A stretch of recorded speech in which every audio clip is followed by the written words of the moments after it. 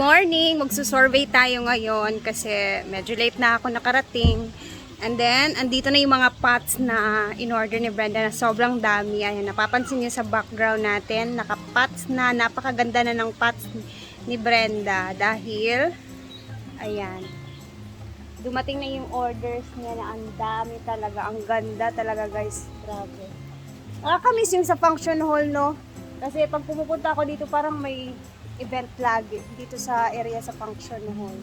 So tara mag-survey tayo kung saan niya pinaglalagay yung mga pots na in-order niya. Kasi napakaaga na kanina, pagdating nila kuya, yung may-ari talaga neto na nagbenta sa kanya, sila na agad-agad naglagay ng mga tanim. So gusto kasi nila na sila maglagay para maayos yung pagkatanim at pagkalagay sa mga pots. So tara i-survey natin kung saan niya nilagay yung mga ibang pots na tapos na nilang nilipat. Tara, let's go. May bit-bit para din silang mga ano guys, mga buhangin or ito yung pang ano talaga may kasamang mga tawag nito, mga dahon-dahon at ewan ko ba anong tawag nito guys. Yan, may bit-bit na din silang ganyan. And then dito naman yung iba, ang daming style. Dami kasi niyang in-order, di ba?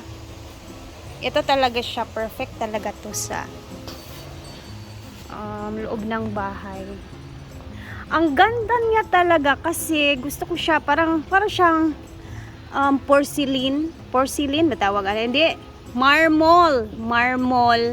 And then pwede siyang ganito yung design sa bahay, 'di ba guys? Yung parang island table mo or kayong parang sa kusina mo, ganito.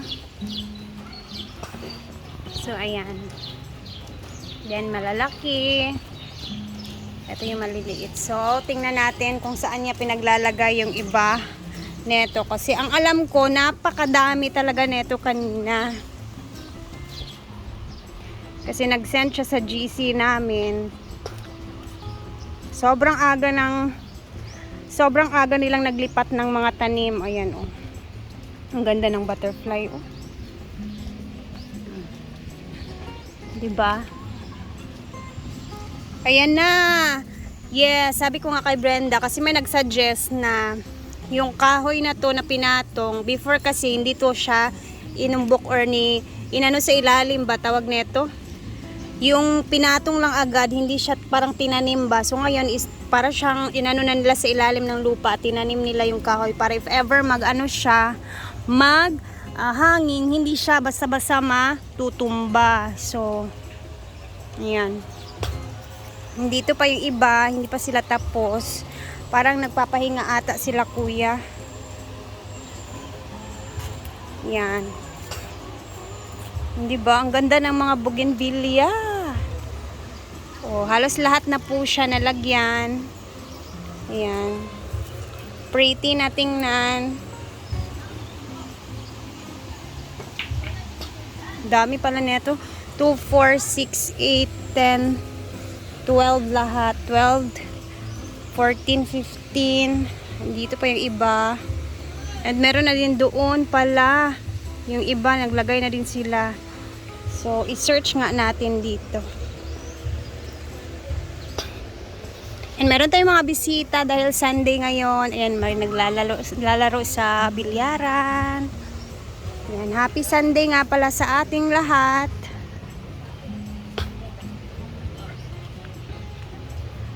Hindi pa ata sila tapos kasi naglilipat din sila sa kabilang bahay kasi nagpalagay din si Brenda dun sa malaki niyang bahay ng mga bulaklak at mga tanim doon. So andito yung iba Survey. Hala, ang laki nito. Guys. Kano kaya to? Ano nyo? Napakalaki naman. Anong tanim kaya ilalagay niya dyan?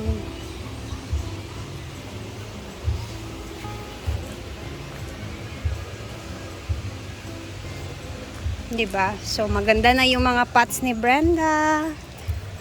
Oh, mahilig talaga siya sa tanim, guys. Ganyan talaga siya. Andito naman sila Paluma-Luma Vlog, Britney. Siyempre, araw-araw naglalaba. Hindi matapos-tapos na mga labahan. Britney, luya kay ka. Luya kay ka. Muna dia, overview pa more. Si Paluma-Luma Vlog guys, ang aming very bagong miyembro ng Social Climbers. Ready din natin to ng maaga para mamaya diretso lunod na lang yung gagawin natin.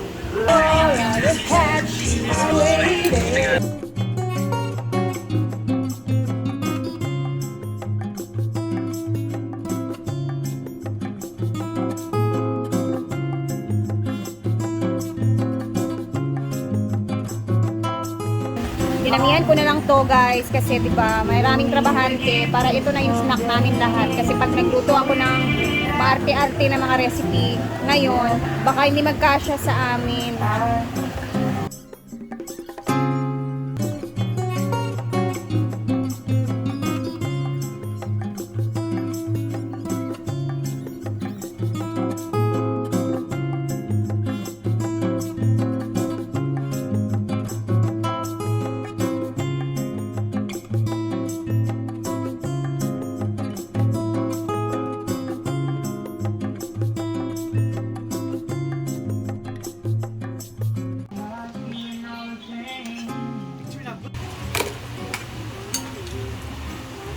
Today's topic is live ka? Dahil lunchtime na Yupakan Festival sa Paglabadami. Yes. May ever super duper favorite pansit na mala langka. Kulang lang ang sampay na. Tapos sitaw. Wala tayo nakita ng Dinuguan. Gunawa rin dahil wala mo na sa palit. Ina. Wala sampay na dito. Pwede yung tayo malit na. Dinuguan. I really love dinuguan pero wala kasi nauubusan siguro sila. Pero I love this pansit. Tayo nagkuhan rin naman lik. Para ma. Hotel lang. Walang dito. Welcome sa Hinaguan, Pastor. Ano yung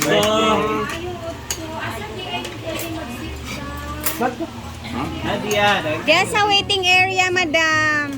Gusto mo mag sit down lang. Nga walay kuan. Yan, papikita ko ha. Walay bayad.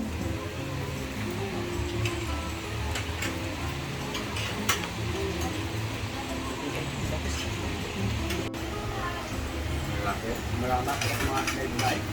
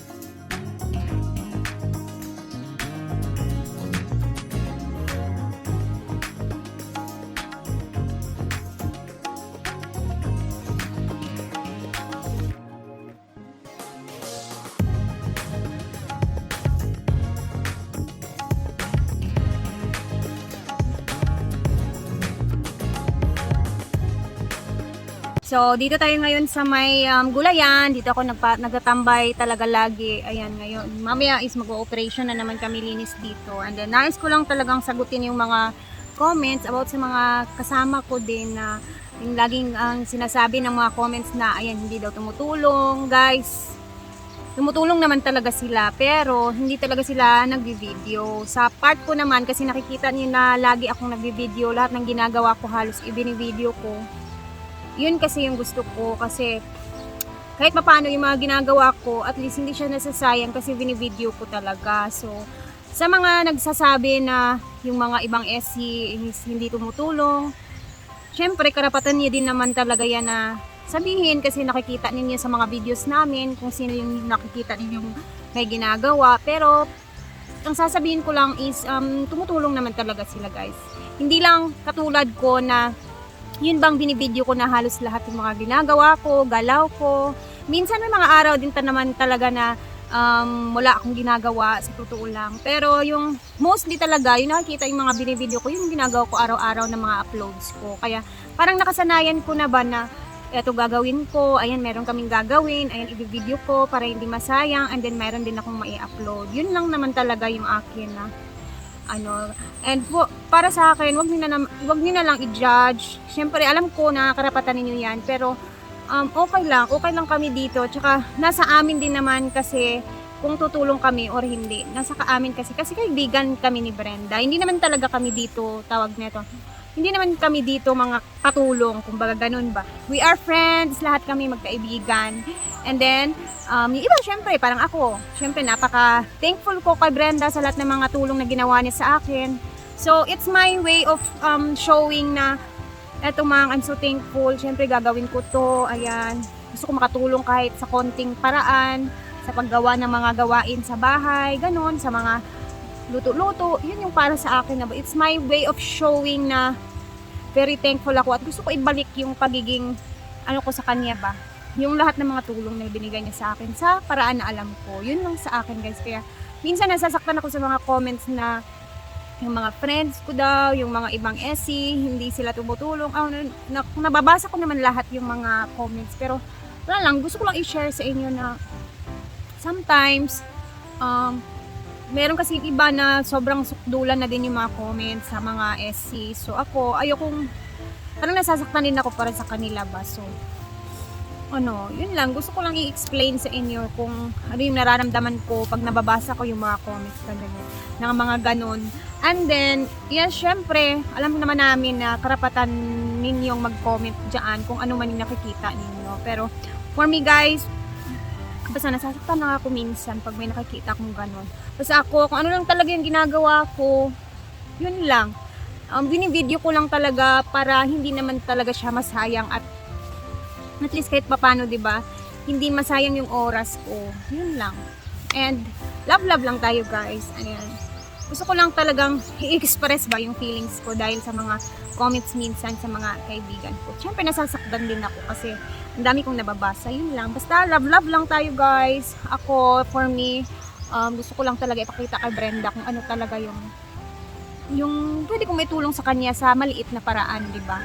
Kasi alam niya naman yung nangyari din sa buhay ko. I'm so thankful ngayon. Meron akong pinapatayo kahit medyo malayo pa sa bituka yung pinapatayo kong bahay namin ni Habi. Pero kahit paano, every month meron siyang nangyayari. Meron akong nailalagay dahil din sa lahat ng mga laging nanonood sa mga videos ko. Kaya sobrang salamat po talaga sa inyo. Naiintindihan niyo ako minsan dahil na kahit 2 videos na upload ko dito sa YouTube everyday.